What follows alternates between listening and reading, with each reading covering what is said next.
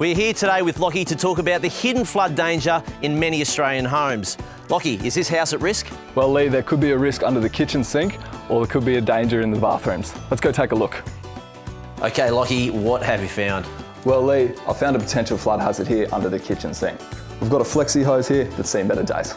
And what's a Flexi hose? A Flexi hose is a really common fitting found in most households. They are really prone to bursting. Okay, so what are the risks? Well, there are many reasons that a burst can occur. First is incorrect installation. Flexi hoses are popular among DIYers. However, installation of Flexi hoses requires specialised knowledge that a licensed plumber is best to provide. Another reason is age and maintenance of the hose. Most Flexi hoses only have a lifespan of 5 years and need to be checked annually, within that time to make sure that there is no rusting, fraying or kinking that could cause a burst. Okay, Lockie, what is the best course of action for people who are concerned?